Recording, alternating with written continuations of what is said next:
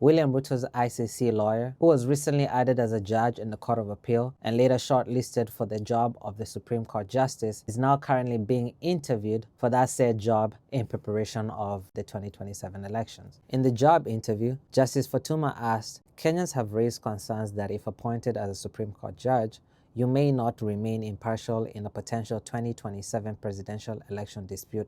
I told you this is the game plan. And Justice Katwe Keegan replies by saying, it is true that I have previously represented President Ruto, but I am committed to upholding objectivity and neutrality in the execution of my judicial duties. I'll leave it to you guys to judge whether you believe it or not. Now moving on to other news, the case of odious debt filed by Okiya Omtata at the Milimani High Court, where he alleges that 7 trillion in public debt is odious, was finally heard, but the courts ruled that June 25th is going to be the next date that they're going to hear about this case after former President Uhuru Kenyatta's ex-officials were given an extra 7 days to respond to the files. But on this segment, I just want us to examine what was actually said in court. The first is the Attorney General has argued that because the government has directed the Auditor General to conduct a special audit of Kenya's huge odious debt stock, the petition is premature and the court lacks jurisdiction to entertain it at this stage. The second is the fact that the IMF is now pleading immunity under a treaty it signed with the Kenyan government in 1963, which grants it absolute immunity before the Kenyan courts.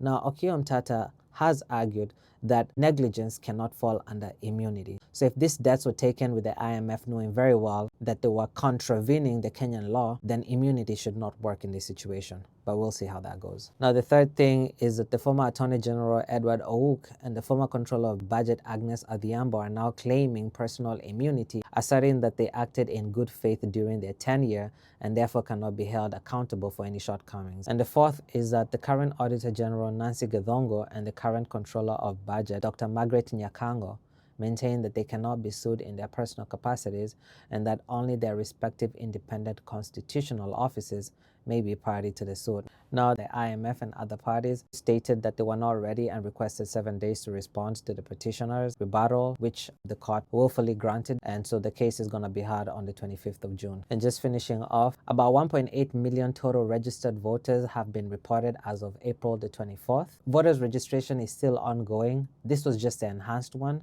And as you can see, the number 1.8 million has been broken down to all the various different counties that they came from. Some of these numbers are peculiar and surprising, such as Turkana County registering 50,000 people. Well, how did they? Anyway, I don't want to get into that. It's just to remind you that you can still register to vote. That's it for me on this segment. I'll see you guys on the next one.